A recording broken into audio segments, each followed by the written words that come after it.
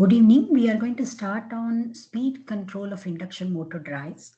In the last class, we had looked at the basic principle of operation and the starting requirement of an induction motor drive. We looked at the speed torque characteristics and braking of induction motor drive. And in braking particularly, we had looked at only regenerative braking. One particular point I forgot to mention, because the induction motor has the magnetic flux established only from the stator side. It is established only from the stator side. It becomes extremely important for having this magnetism retained even during regenerative braking. So it is not like what you see normally in the case of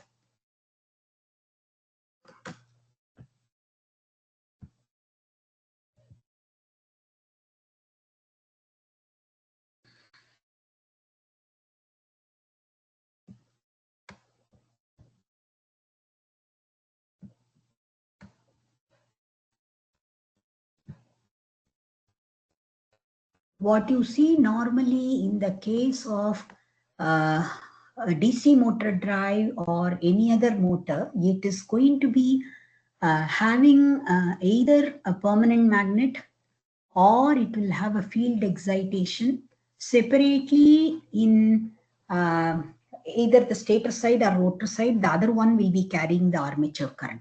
So if the permanent magnet is in the stator in a DC motor, the armature will be in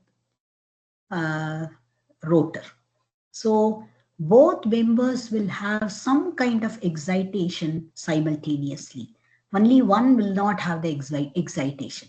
Whereas if you look at the induction motor, the stator plays the role of both field, that is excitation which is causing the flux to be produced. So field excitation is also given in the stator, and even the torque producing component of current, which is like armature current, that is also pushed through the stator winding itself. So it is very important to have the field excitation in place for any kind of braking operation. That is one reason why dynamic braking in the case of induction motor is not so easy.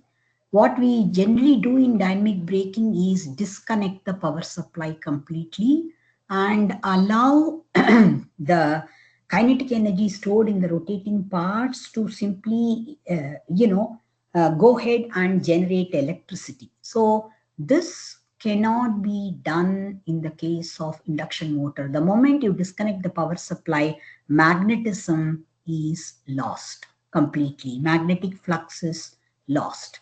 So no generation or no machine operation can take place in the case of induction motor. So dynamic braking in induction motor has to be done with different kinds of power supplies that are connected to the stator side. So I'm not really going into the details of dynamic braking or plugging. I only wanted to just look at regenerative braking because that is the only thing that is employed in the electric vehicle very commonly. Now we will try to go over to the speed control of three-phase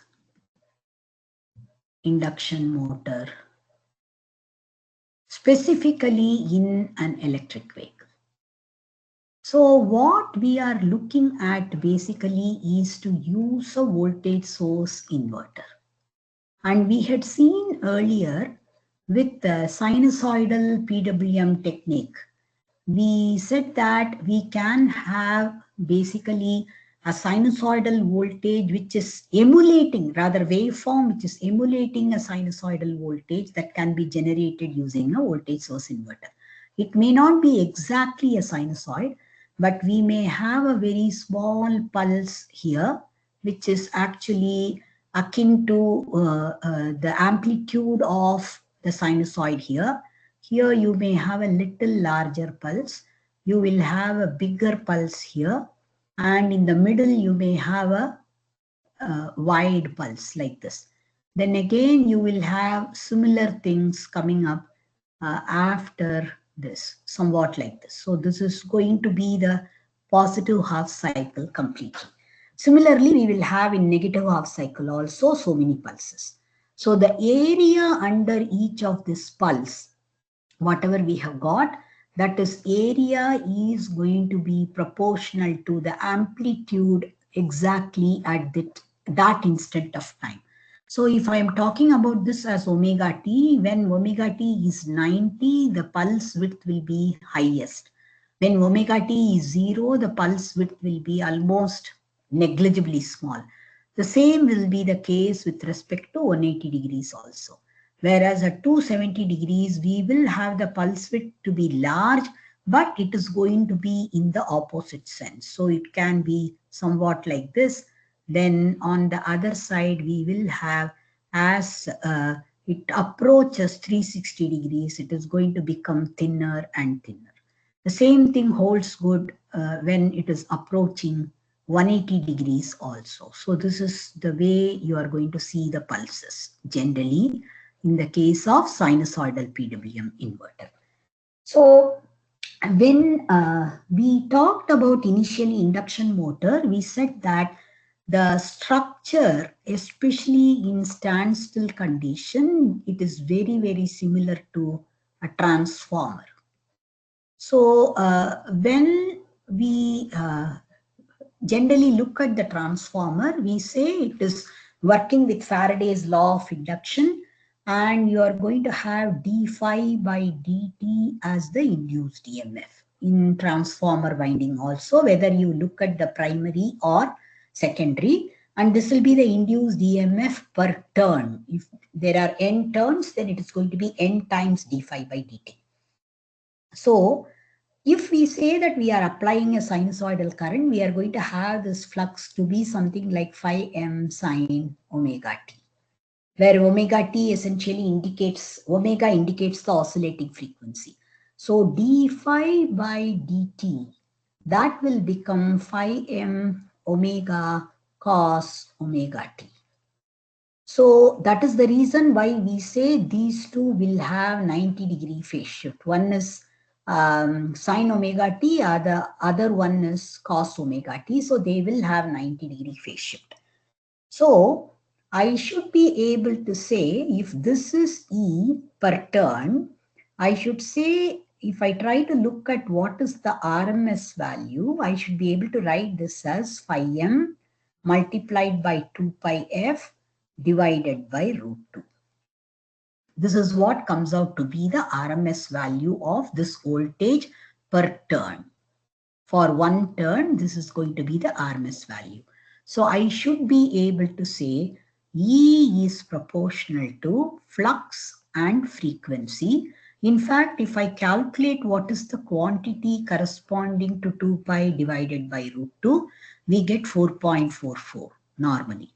So we are going to say in general, voltage is proportional to flux, the product of flux and frequency. Because of which we should say flux is proportional to E divided by F. So when we want to control the speed of the induction motor, because we said the speed of the revolving magnetic field depends upon the frequency, we have to control the frequency.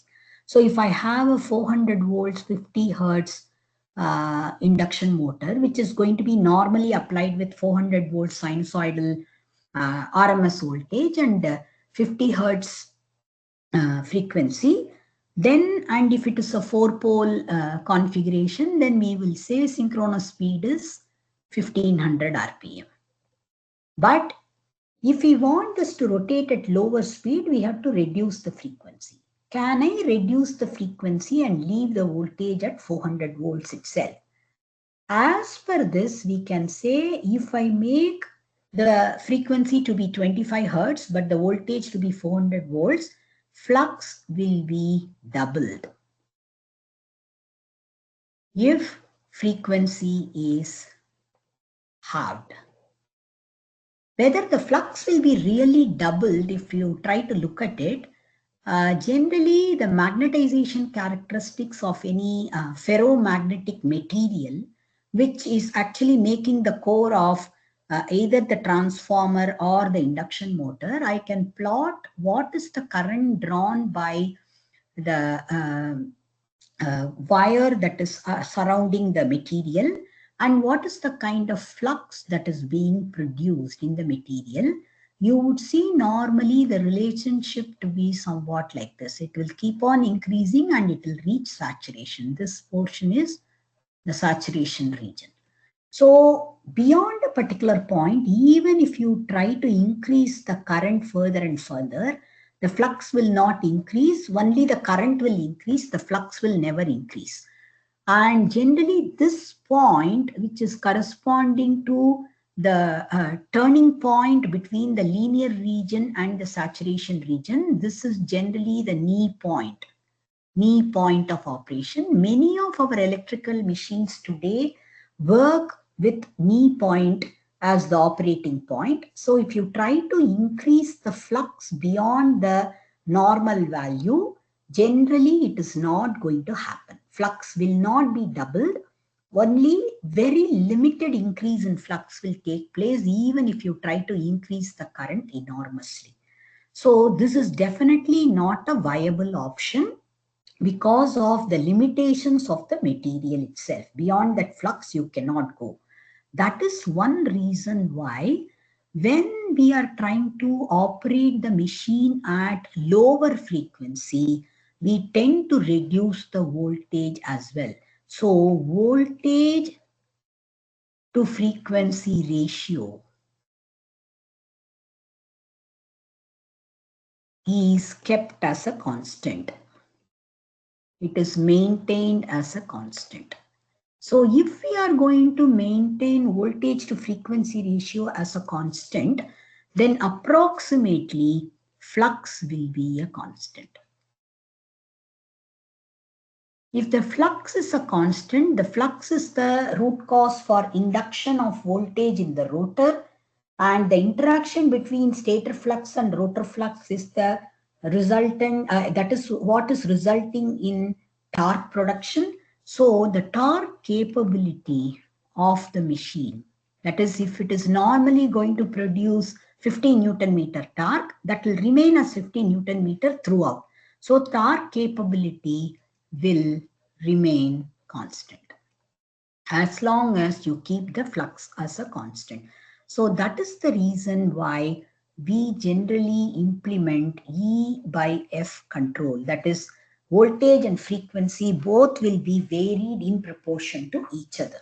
But unfortunately, the internal voltage, what we drew as the equivalent circuit, if you may recall how we drew the equivalent circuit of the induction motor.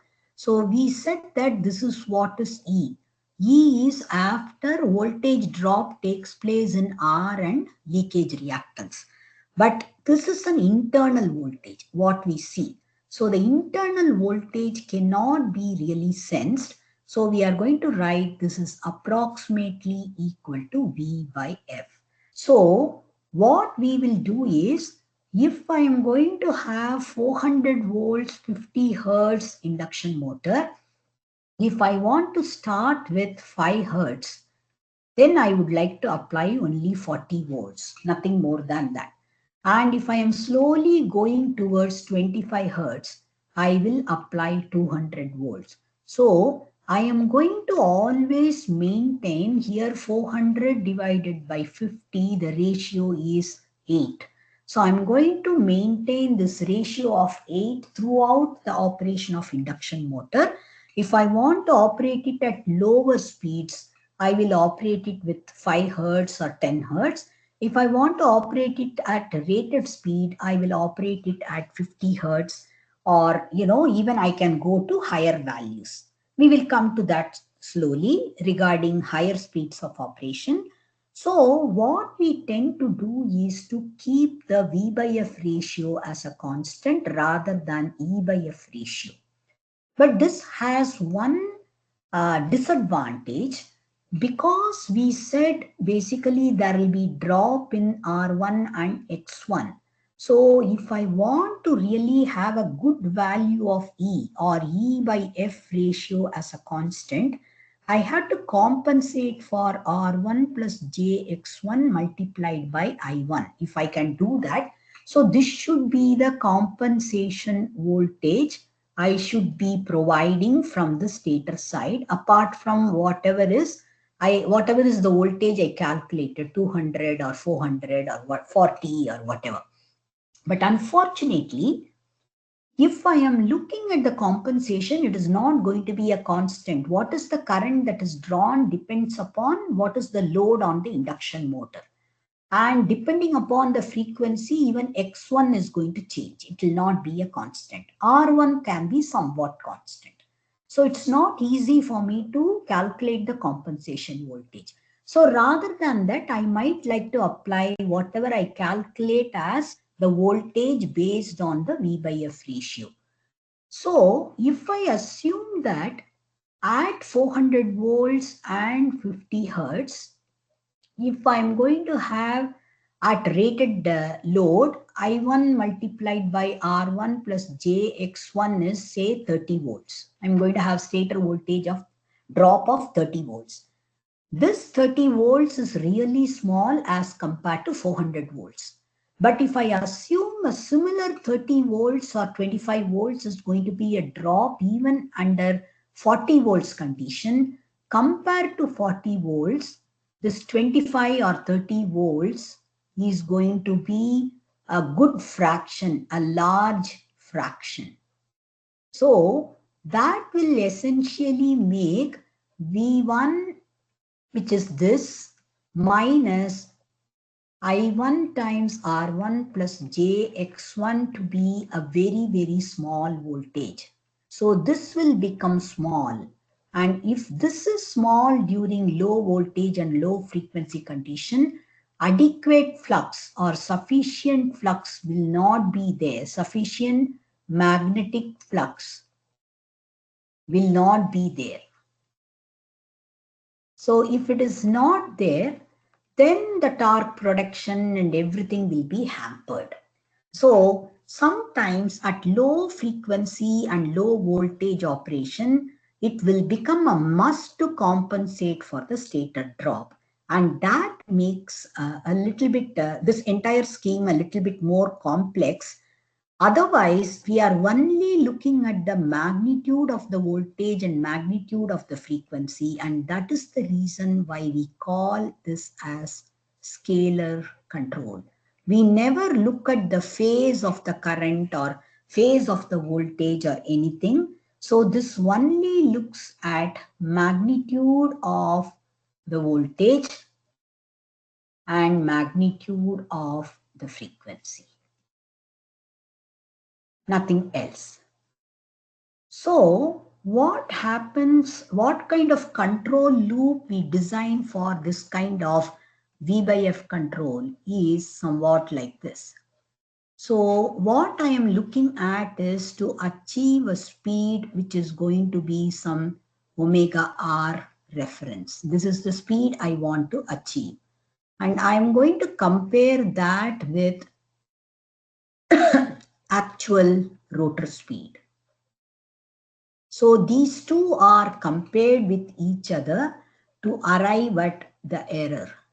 So what is coming out is error in speed. Now that will be passed through a speed controller. And in fact, if I am starting from zero speed, omega actual will be 0 and I want to attain 1500, the error will be 1500 RPM, and correspondingly I am going to decide what should be the torque value. The torque value can become excessively high and it can break the shaft of the motor if I am not careful. That is the reason sometimes we will have a limiter.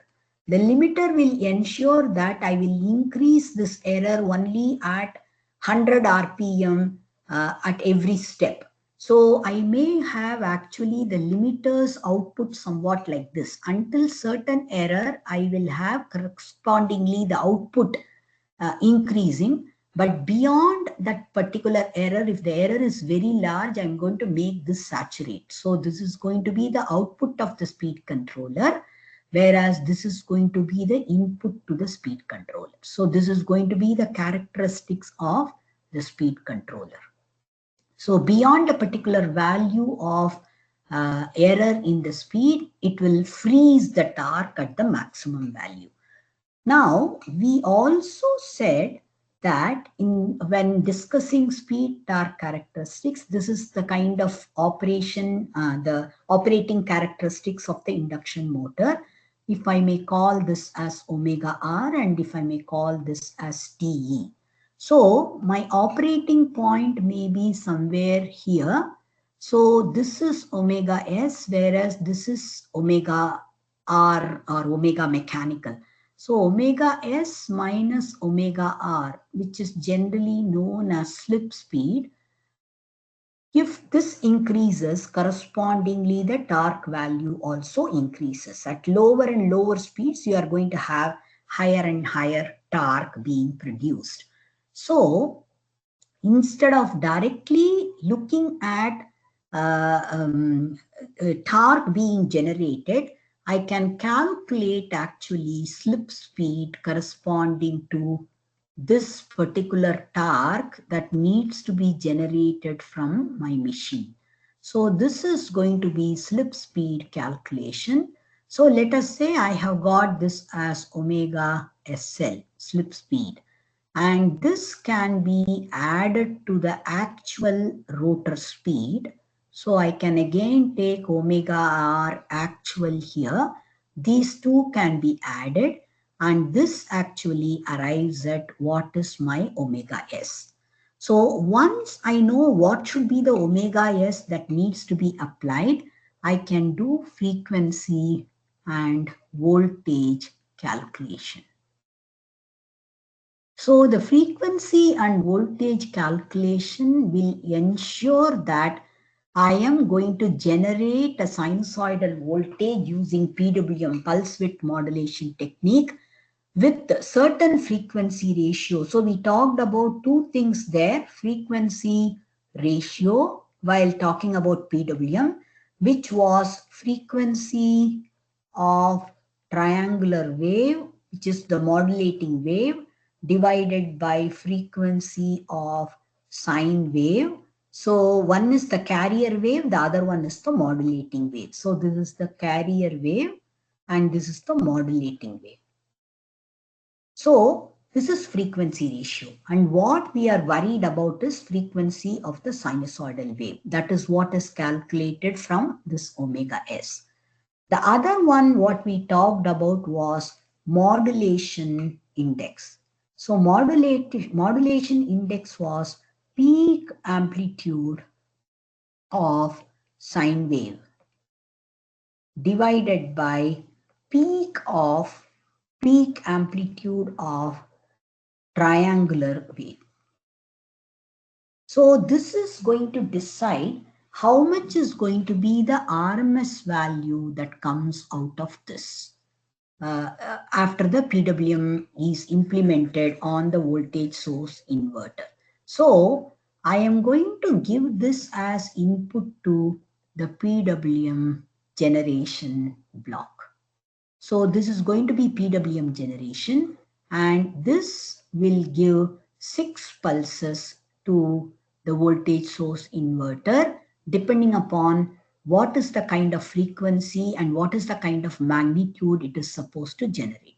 Here is the DC supply. If I'm talking about electric vehicle, I may have a DC to DC converter, bidirectional DC to DC converter sitting in between the battery and VSI. Now the output of this is going to be connected to the induction motor.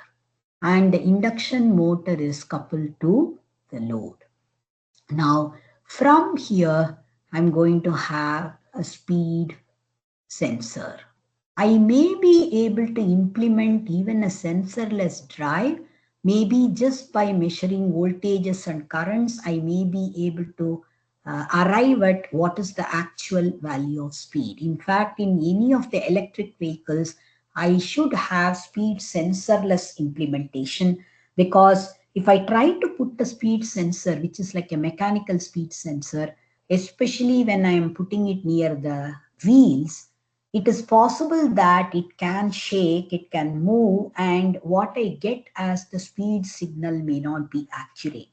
So most of the times we will implement some kind of sensorless technique that we may be implementing in the case of electric vehicle. Now, when I am talking about this modulation index, if let us say this is my sine wave,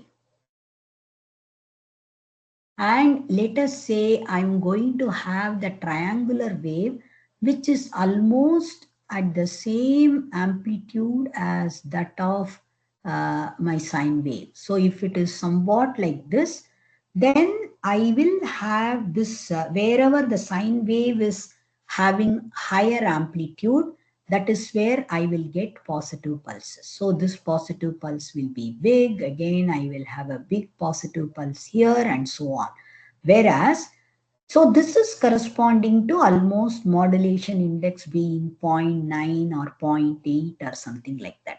Rather than that, if I am going to have the sine wave, which is really, really small in terms of its amplitude, whereas the triangular wave is really big in terms of its amplitude, you can see that the positive pulse is not very large. So you can see that the positive pulse will be somewhat like this. And the negative pulse is also quite large here. And again, here the negative pulse is going to be this much and the positive pulse is going to be this much and so on. So the RMS value, if I calculate here, this will be high of the output.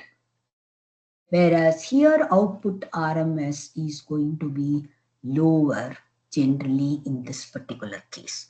So this is corresponding to modulation index equal to, let us say, 0.5. So this will be less as compared to modulation index equal to 0.9. So normally what we are going to do is, maybe we will start with 5 Hertz or even 1 Hertz for that matter. If I start with 1 Hertz, I am going to essentially have only 8 volts as the RMS value. I might like to boost it slightly with stator compensation, stator drop compensation. But if I try to calculate only proportionately, at 1 Hertz, I will only apply 8 volts. At 2 Hertz, I will apply 16 volts. At 3 Hertz, I will apply 24 volts and so on.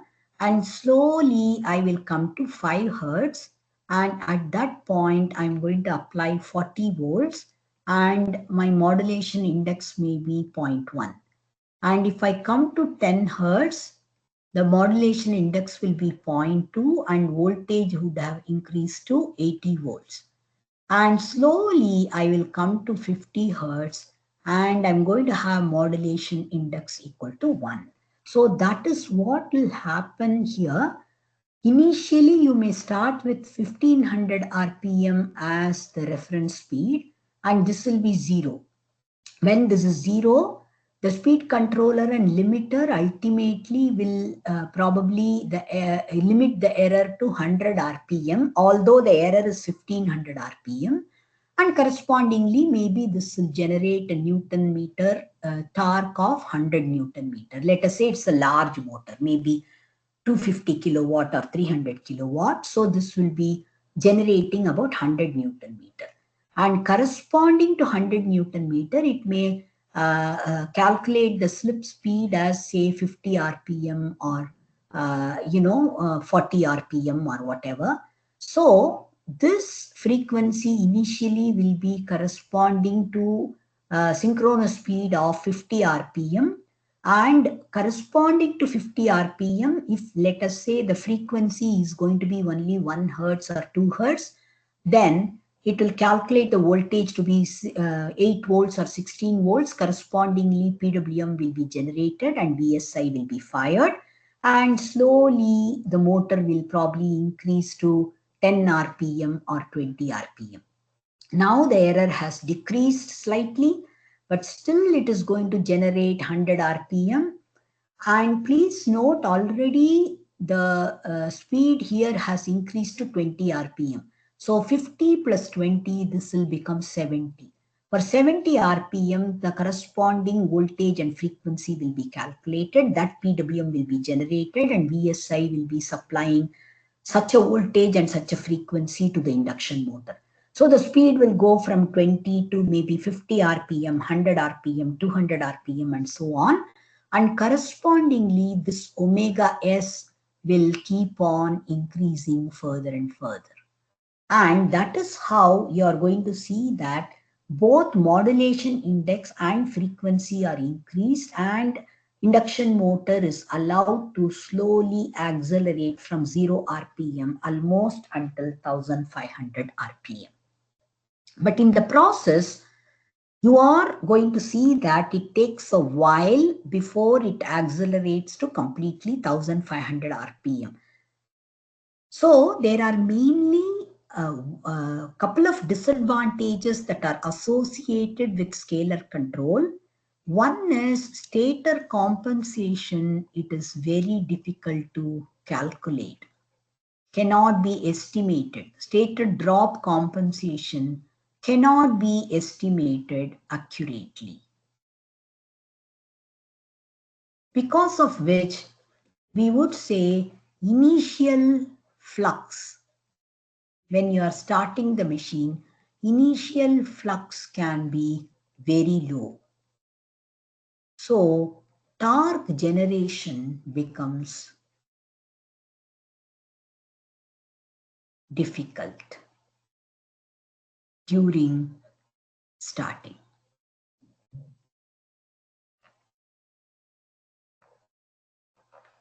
So on the whole, if you try to look at it, especially in an application like electric vehicle, if the starting torque is not good enough, then the acceleration will not be good enough. So the performance of the vehicle will be compromised.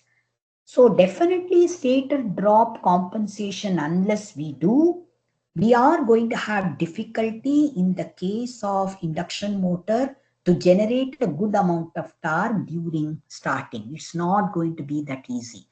Once you reach, let us say 1500 RPM, what happens when the speed has to be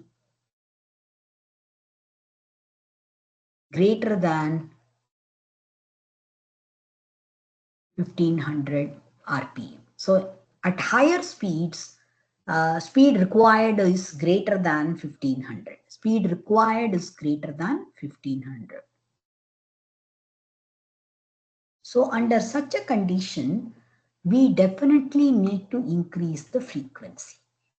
So when the frequency increases, correspondingly modulation index also has to become greater than 1. If it becomes greater than 1, what will happen is I'm going to have a sinusoid somewhat like this, whereas my triangular wave is going to be much smaller than the sinusoidal wave. So it may not even intersect the sinusoidal wave when it is close to the peak, because of which I will have one big pulse like this. And then I may have one small pulse here and one more small pulse here. So this is becoming more and more close to the square wave, in which case one major problem is going to be harmonics will increase. So previously we were making it closer to sinusoid, but now this is going to be far from being the sinusoid. Previously I might have had 7 or 8 pulses in half cycle, but I may have only 3 pulses now in one half cycle. So we call this as pulse dropping, when modulation index is greater than 1, many small pulses are dropped or multiple pulses are merged to make one big pulse. This will increase the RMS value also. Previously, when I had 7 or 8 pulses, I had 400 volts as the voltage. It is a 400 volts induction motor. But if I try to now merge multiple pulses and my modulation index is 1.5, I might have the voltage to be something like 600 volts. And that is going to be corresponding to maybe 75 hertz. So that is not really a good thing because my machine can withstand only 400 volts. So instead of 400 volts, I'm going to apply 600 volts. So 400 volts is the maximum RMS voltage for which the machine was designed.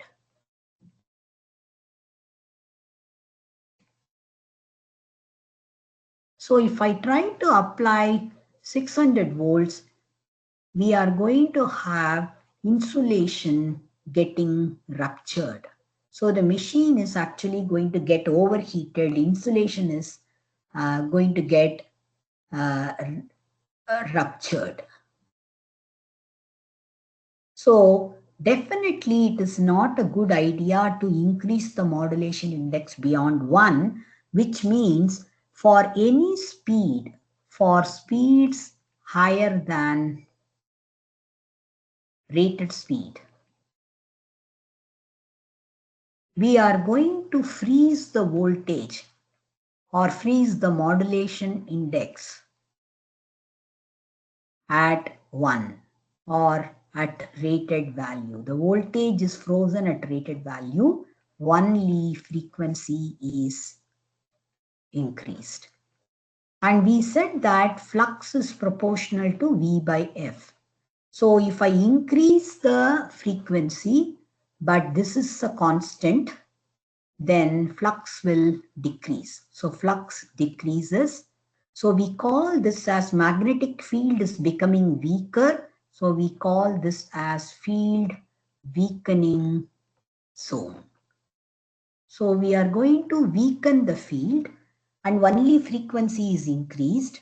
So because of which torque capability of the machine decreases. Originally, it might have been able to develop any torque until 100 Newton meter, whereas now the torque capability is coming down, which means instead of 100 Newton meter, I may be able to generate only 50 Newton meter or 70 Newton meter. So if I draw the capability or characteristics of the machine, it is going to be somewhat like this. So if I say the nominal characteristics are somewhat like this for the induction machine. If I am talking about this at 50 hertz, so I'm talking about this with respect to frequency, and this is the torque. So if I am looking at 25 hertz will be somewhere here. So correspondingly, I'm going to have the synchronous speed decreased, but I'm trying to keep the flux almost as a constant. So the maximum torque may not decrease. The maximum torque will remain the same. This will be TBD. So that will not change, but I'm going to have maybe the initial starting torque will be somewhat higher. And if I try to look at another frequency, which is probably 12 hertz or 10 hertz or something like that, I may see something like this. And if the stator drop is taking a toll on the torque capability of the machine, it may not be able to generate as high as TBD. Now, when I go beyond 50 hertz, I'm going to have the peak torque slowly declining. It is going to decline like this. So if I try to draw something for 60 hertz or 70 hertz or something like that, this is the way my characteristics are going to be. This may be for 60 hertz, this may be for 70 hertz, and so on. So when I am talking about variable frequency operation of the induction motor, initially I can start with 5 hertz or 2 hertz or something like that, and slowly increase the frequency until 50 hertz, and correspondingly increase the voltage also in proportion to frequency. But as I go higher than 50 hertz, I'll freeze the voltage at the same value. Only frequency will get increased. That will result in the peak torque or the torque capability definitely decreasing. So this portion is constant torque zone when I am varying the frequency from 0 to 50 hertz. Whereas when I am talking about anything beyond 50 hertz, here I'm going to have torque is inversely proportional to frequency, but speed is going to be proportional to frequency. So torque multiplied by omega power could remain as a constant. So I can call this region as constant power zone. So when we look at the speed control of the induction motor, it is going to clearly have two zones. One is constant torque zone and the other one is going to be constant power zone. Both these things will be, present in the induction motor speed control with voltage source inverter in the scalar control itself. Only thing is, stator voltage compensation, stator drop compensation is a tricky affair. That is the only problem we might face in the case of an induction motor. Okay. So we had been discussing voltage and frequency control or scalar control in three-phase induction motor drive. Let us try to work out one problem or a numerical example in voltage and frequency control. So let me look at the problem statement. The problem statement goes somewhat as follows. It is a three-phase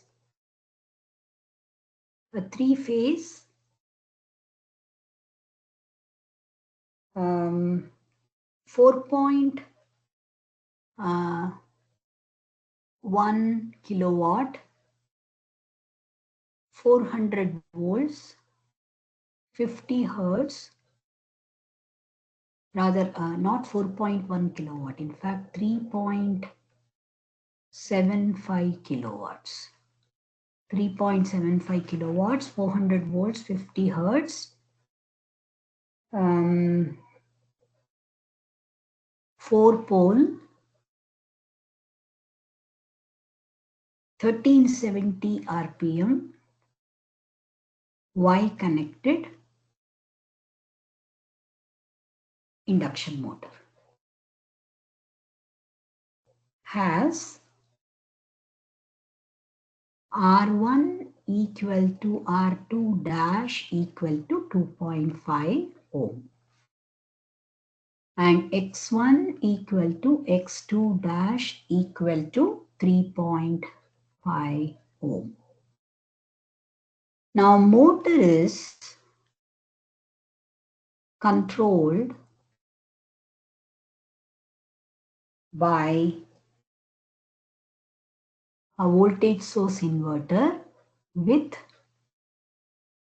V by F control.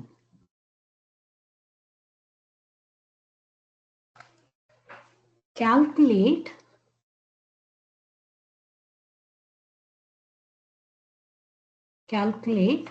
starting torque and breakdown torque, TBD and TST at 50 hertz, 30 hertz and 20 hertz respectively.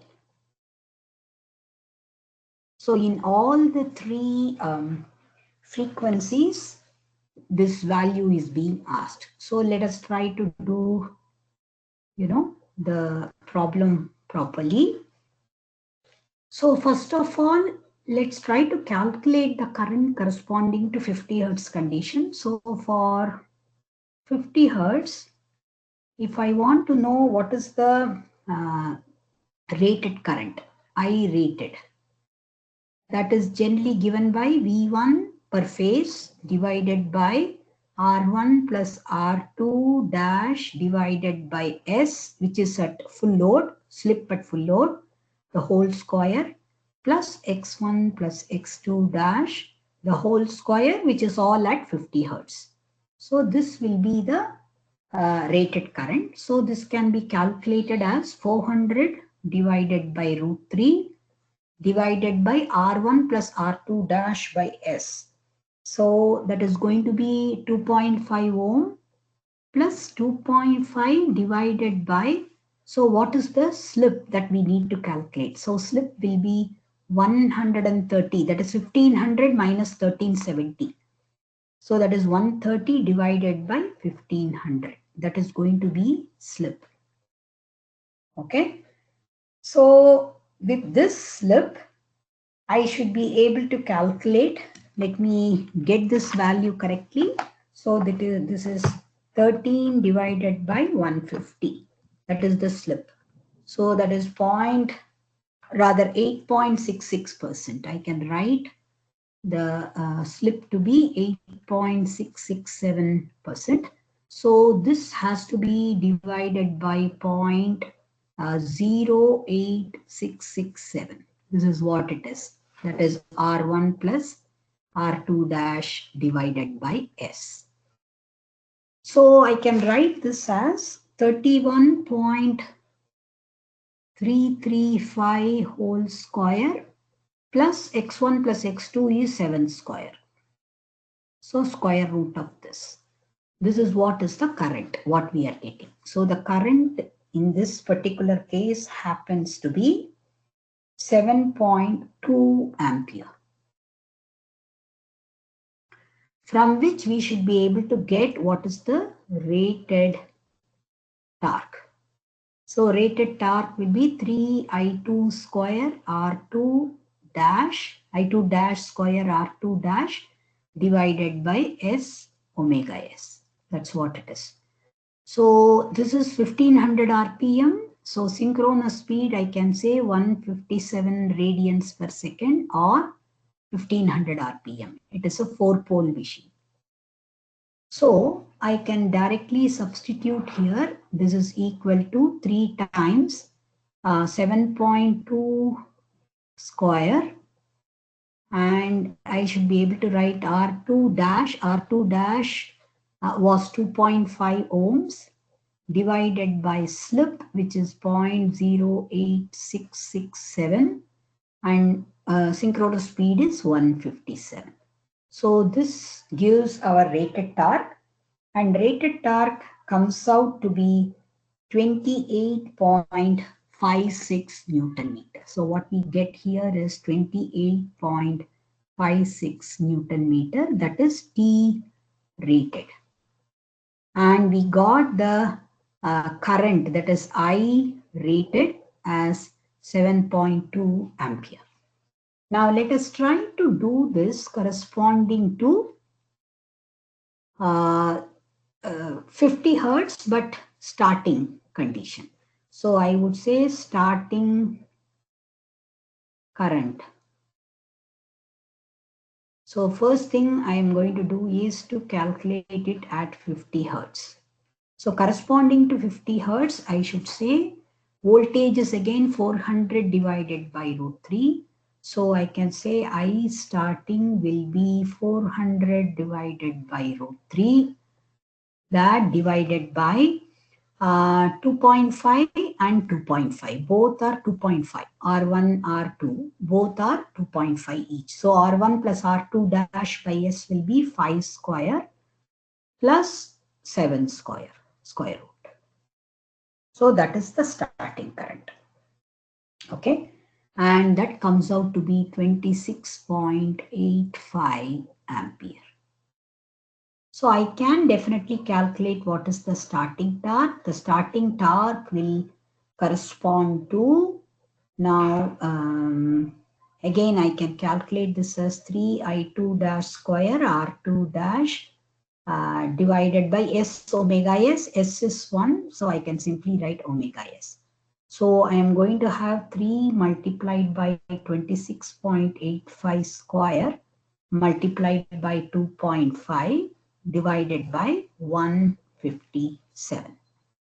So this is going to be the starting torque, and the starting torque happens to be 34.44 Newton meter.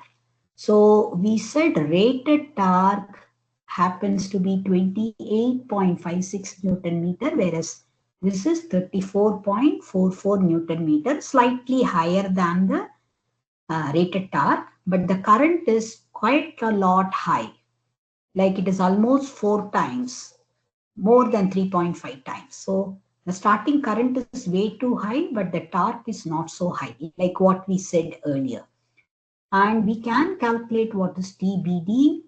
TBD, we wrote the expression 3V1 square divided by 2 omega S multiplied by x1 plus x2 dash. So that is going to be 3 multiplied by 400 divided by root 3, the whole square, divided by 2 multiplied by 157 multiplied by x1 plus x2 dash. So for x1 plus x2 dash, we can write this as 3.5 plus 3.5, that is 7. So this comes out to be 72.79 Newton meter. So this is the breakdown torque what we are getting here. This is the breakdown torque value what we are getting. So let me try to calculate this at 30 hertz. So first of all, at 30 hertz, omega S is going to be 157 multiplied by 30 divided by 50. That is going to be actually our synchronous speed. Okay, so let me write that. So this is 157 multiplied by 30 divided by 50. That comes out to be 94.2. So this is 94.2 radians per second. And similarly, we can calculate x1 plus x2 dash at 30 hertz will be 7 multiplied by 30 divided by 50. Okay. So that comes out to be 4.2. So this is 4.2 ohm. Similarly, we should be able to calculate this at 20 hertz also.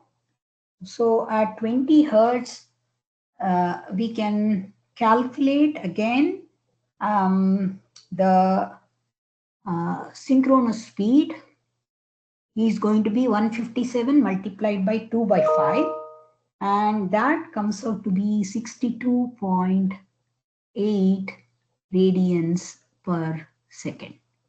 And similarly, if I try to calculate x1 plus x2 dash in proportion to the frequency, that comes out to be 2.8 ohm. So now let me calculate what is IST in this particular case. So the voltage is also going to be proportionately decreased. At 50 hertz, if it is 400 volts, at 30 hertz, it is going to be 240 volts. So I can write 240 divided by root 3, that divided by 5 square plus this is 4.2. So 4.2 square root. That's what we are having here. So this is 4.2 ohms.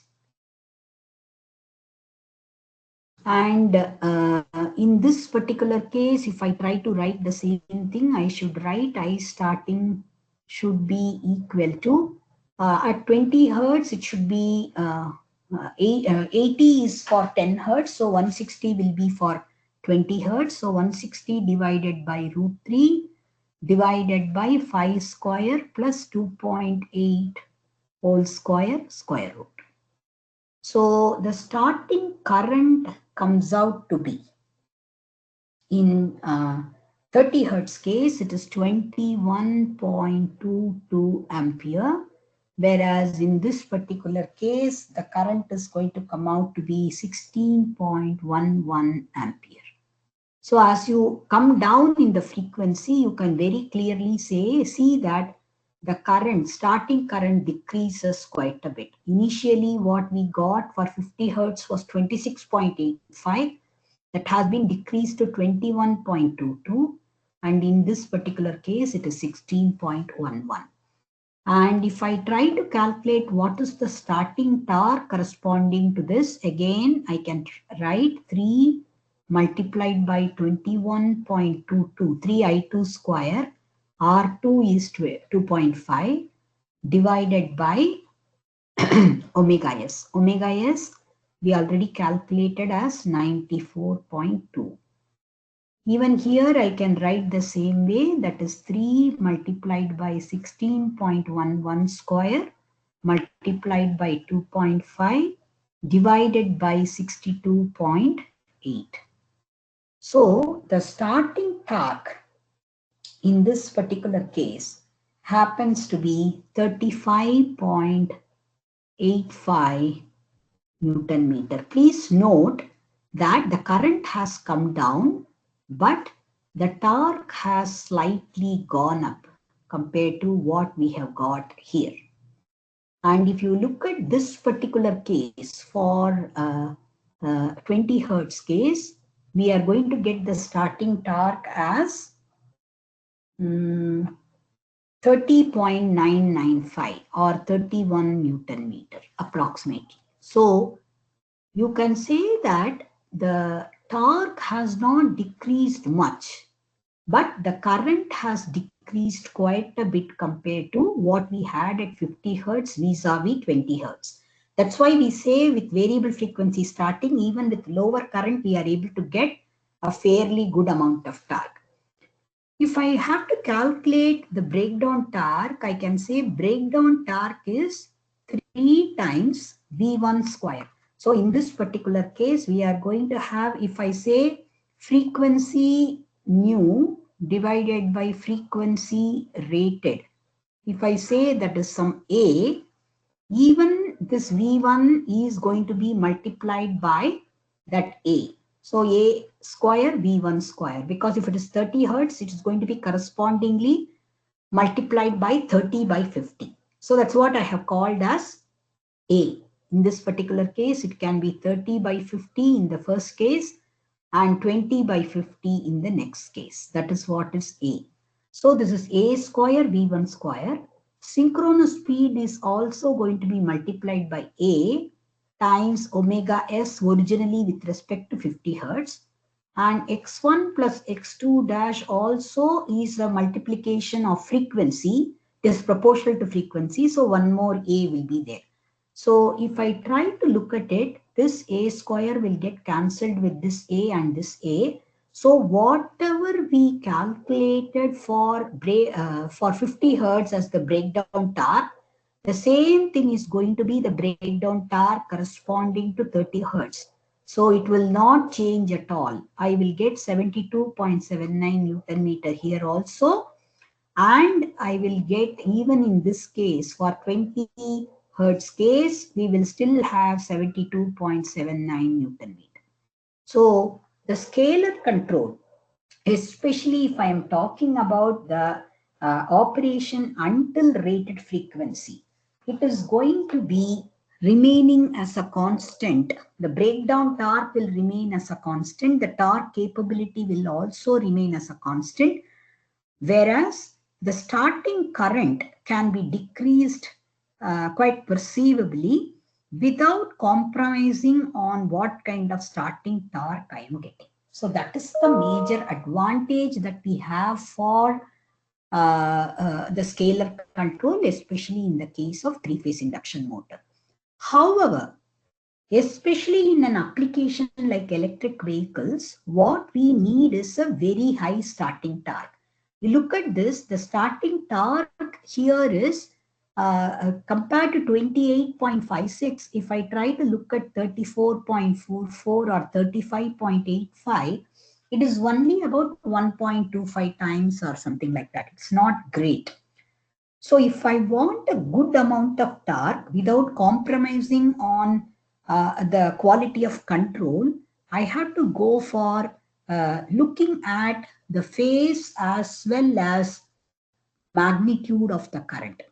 So if I try to look at both phase and magnitude of the currents, of the three-phase currents,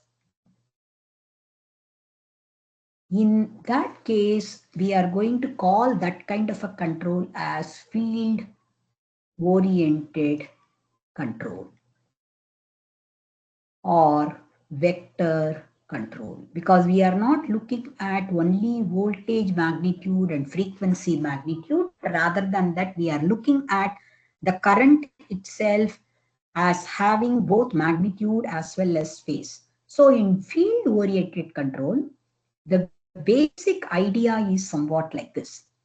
If I am going to have, let us say, A phase current in this direction, B phase current in this direction, and C phase current in this direction. Let me call this as IA, IB, and IC.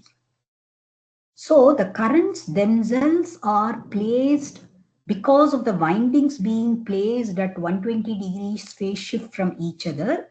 The flux that is produced, that is also placed in such a manner that they are shifted from each other by 120 degrees. So I am going to have the three-phase current visualized as a complex number. If I try to visualize the three-phase current as a complex number, I should be able to write this as, if I say IS is the stator current side, stator current, which is actually like a complex number, I should be able to write this as IA angle 0 plus IB angle, say, minus 120 and IC angle plus 120 or vice versa, whatever. So what I get is something like I alpha plus J I beta. So this is going to be the overall current what I am looking at. So I may take whatever is the IB quantity, the magnitude at this point in time, and IC magnitude at this particular instant of time. When I add all three of them put together, I may be able to get something like this as IS, let us say. So when I decompose that into two, that is real part which is coinciding with A phase and the imaginary part which is actually perpendicular to this, let me call this as I alpha and let me call this as I beta. So I alpha and plus J I beta makes up for whatever is the stator current that I have shown.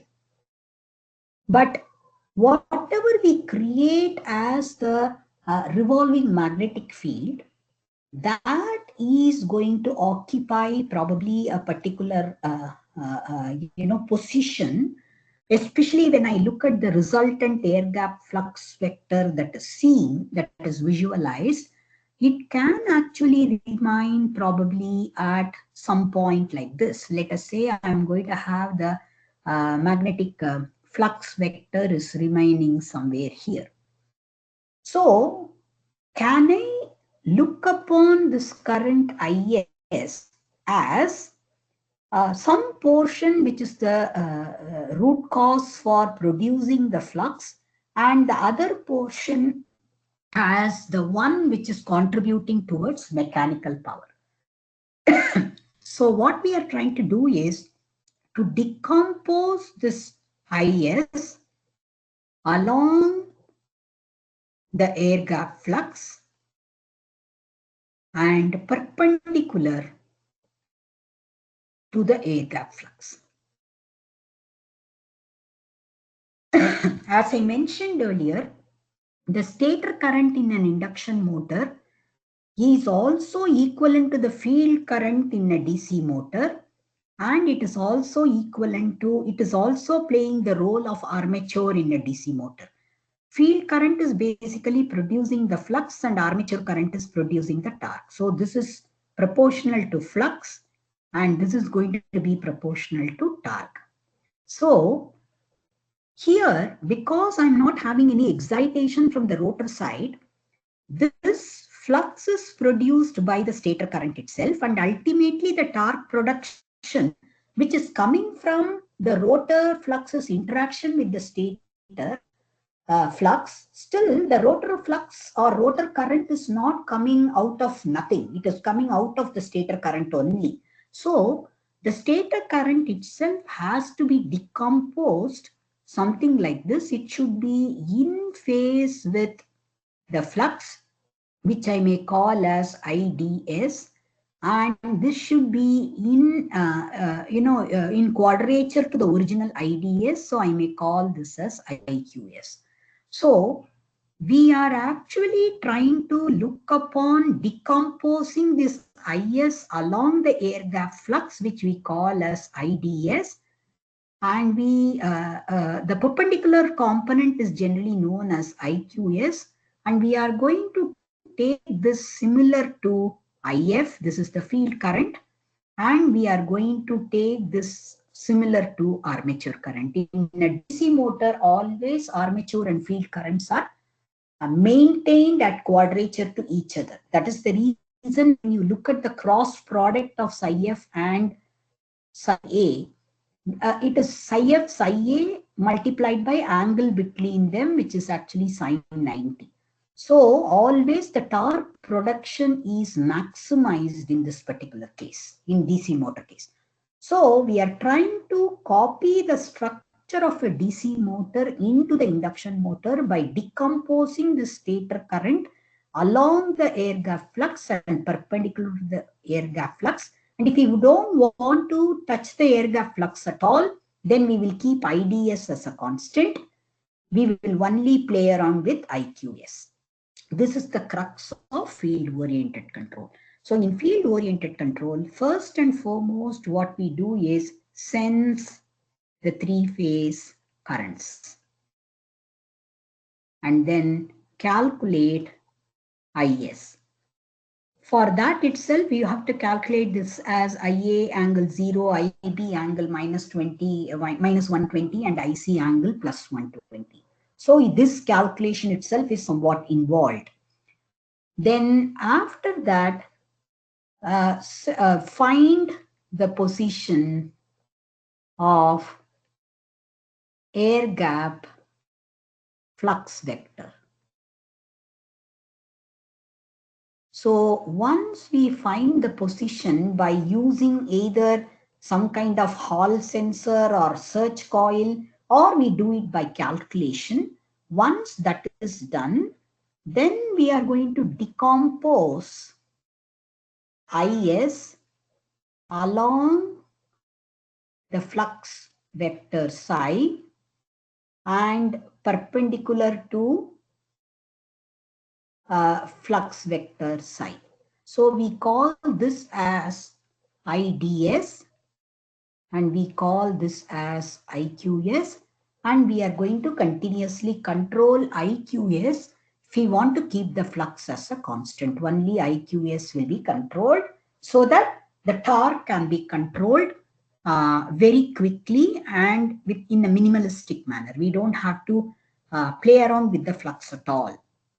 So this is the crux of field-oriented control. This was having a lot of criticism initially when it was initially proposed. This was initially proposed around 1969.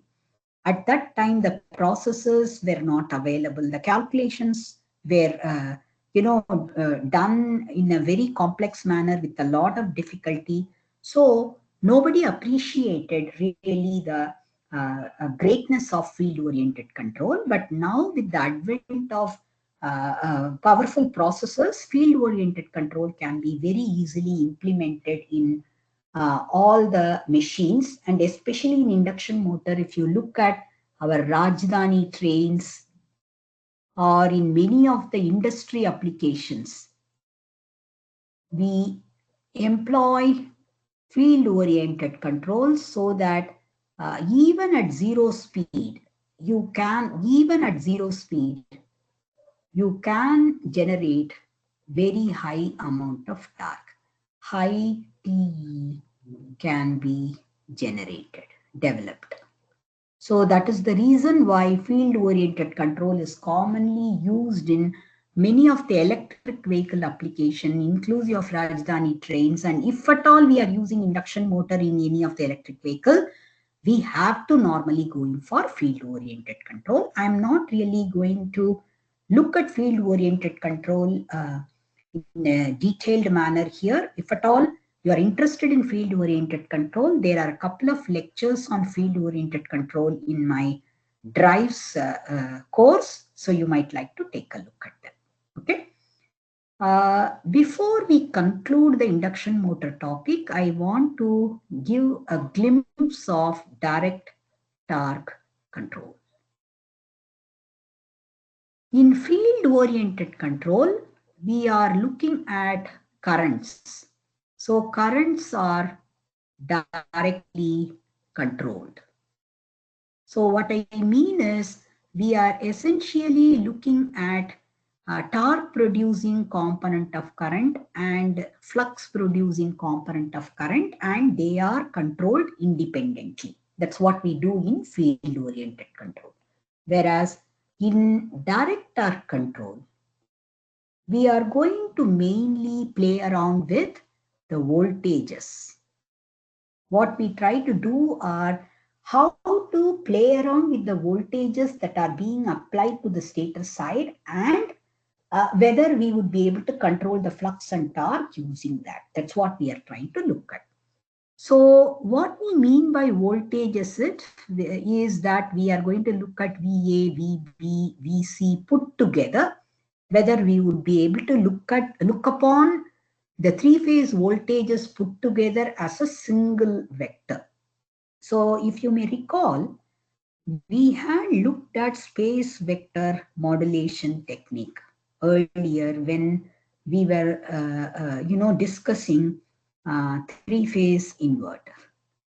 So in space vector modulation technique, what we were looking at is whether we can have 6, 1, 2 on, then 1, 2, 3, 2, 3, 4, 3, 4, 5, the devices, and 4, 5, 6, and 5, 6, 1. These were the different devices that could be turned on in a sequential manner. And we had looked at this with the voltage source inverter configuration like this. So this is one phase leg. So there are going to be two devices. One is the positive device, the other one is the negative device. And we are looking upon this as, let us say, A phase. So let me call this as 1 and this as 4. Similarly, I'm going to have second leg, which is having 3 and 6. And I'm going to have a feedback diode also connected like this. So this is going to be the feedback diode here. This is going to be the feedback diode here. Now, as far as the third phase is concerned, or C phase is concerned, let me call this as 5, which is coming again along with its own feedback diode. And this is going to be 2. And this is also having a feedback diode like this. Now, these three are connected like this. And we are looking at this as our DC voltage source. And this is going to go to C phase. This will go to B phase. And this will go to A phase. So if I may call this as VD, And I can say this is one phase of the winding, this is the second phase, and this is going to be the third phase. I'm showing a star connected induction motor. Okay, so let me say this is A, this is B, and this is C, and this is the neutral. Now, when 6, 1, 2 are connected, if I try to look at the voltages, I should be able to say that VD comes through, like the path for the current will be VD comes through 1, and it is going to pass through the A phase like this, and then it is going to return through both B and C phases. So half the current will flow through this and another half will flow through this, and then ultimately it is going to go ahead like this. Okay, so if I try to look at it, if A phase current is flowing in this direction and B phase is like this and C phase is like this, we are going to have A having a positive current, B and C having return currents. So I'm going to have something like this as B and C phase currents, which are also half the magnitude.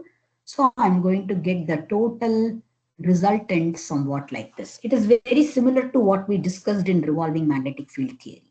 So when we have 6, 1, 2 conducting, I will have it something like this. When I have 1, 2, 3 conducting, I will have something like this. Then I will have when 2, 3, 4 conducting, it will be somewhat like this. And I'm going to have when 4, 5, 3, 4, 5 conducting, this is going to be the vector. This will be corresponding to 4, 5, 6, and this will be corresponding to 5, 6, 1. So for every switch position, I'm going to have specifically voltage vectors like this. Okay. Now, what I can say is, if I try to look at the stator magnetic flux vector, which is probably something like this. Now, rotor magnetic flux vector is going to be falling behind something like this. If there is no load on the induction motor at all, this psi r will be almost going close to psi s. It will go hand in hand.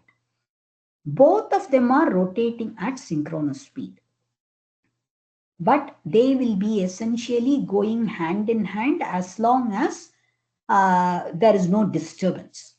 Now, if I am putting suddenly some load on the rotor side, this will slow down. Psi r will slow down.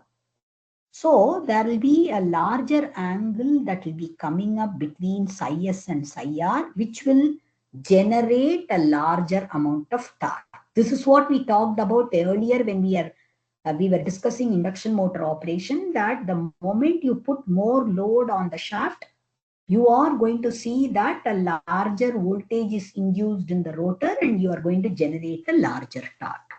So the torque is proportional to whatever is the magnitude of psi s and psi r and the angle, sine of the angle between these two. If I may call this as some gamma, this is going to be the torque. But if you look at the flux linkage itself, we said as per Faraday's law, E is d psi by dt, where rate of change of flux linkage is going to be your voltage. So I can say delta psi, any incremental change in flux linkage is going to be E dt.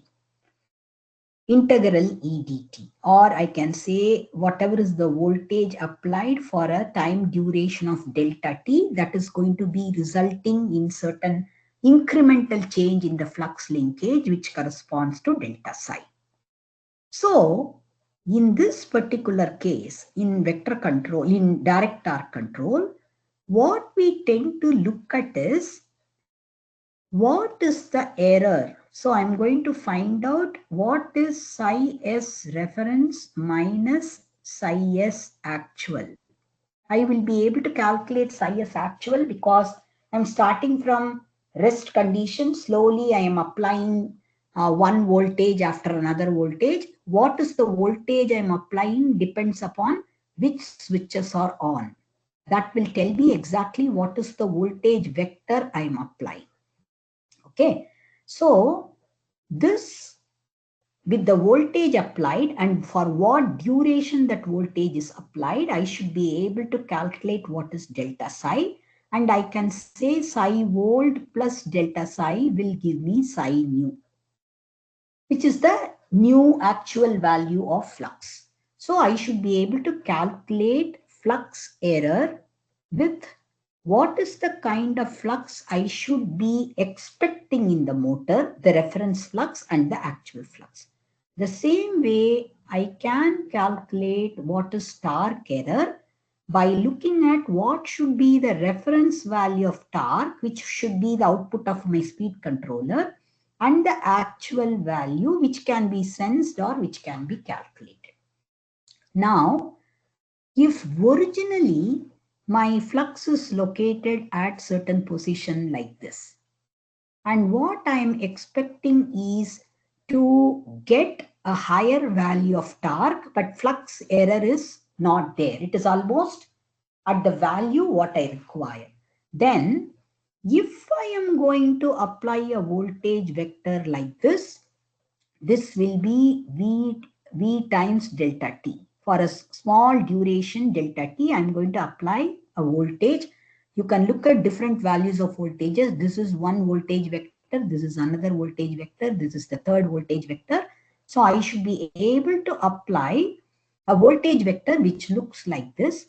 Now the resultant voltage vector will be somewhat like this, which indicates that the magnitude has not changed. The magnitude of the flux has not changed much compared to the previous interval, but I am going to have the flux actually moving forward by an angle some delta gamma. It has moved forward by an angle delta gamma. But if I am looking upon the rotor flux linkage somewhere here, because this gamma has increased slightly, then I am going to definitely have a higher value of torque produced. So it will be able to bridge the gap in the torque.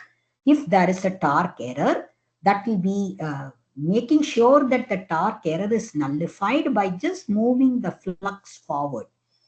If rather the torque error is negative, if the torque error is negative, I want to decrease the torque.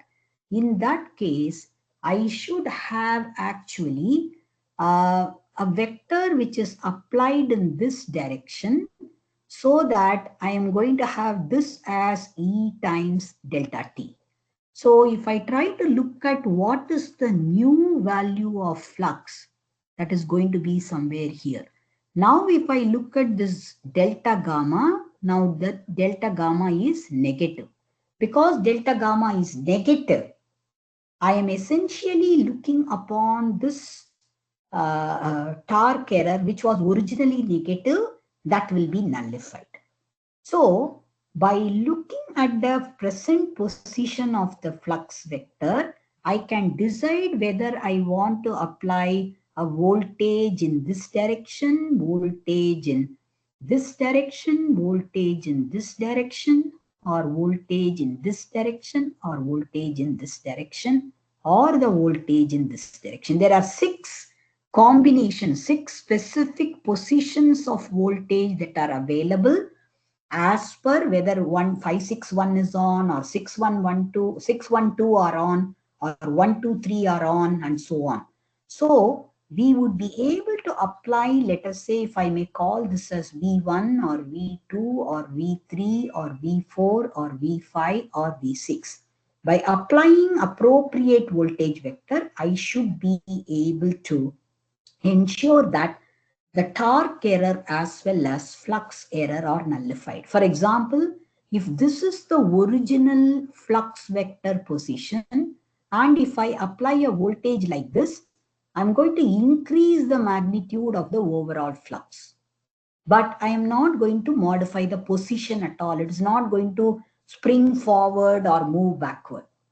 So I can nullify the flux position as well as torque position depending upon what voltage vector, whether I apply V1 or V2 or V3 or V4 or V5 or V6, that is going to decide how I am going to make the motor react and bridge the gap between whatever is the flux value required and the current value of flux.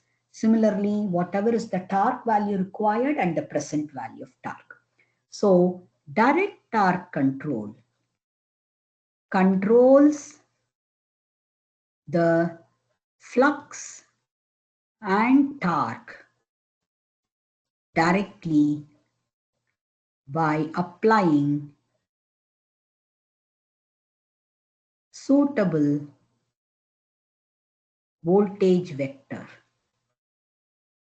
to the stator windings. This is done essentially by switching on either 612 or 123 and so on properly, and direct torque control deals with the voltages to be applied. It doesn't deal with the current directly. So in that sense, this does not control the current directly.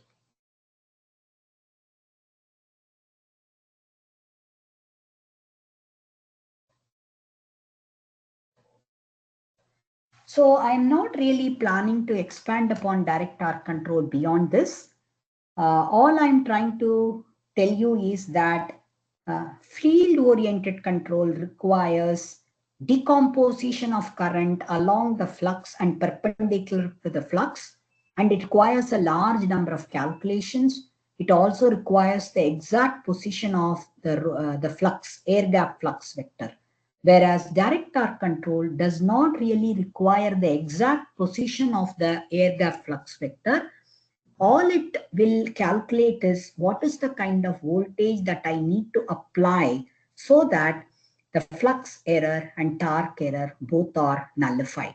So direct torque control requires a little less number of calculations as compared to field-oriented control or vector control. However, direct torque control does not directly deal with the current. So sometimes the current can shoot up in the case of direct torque control.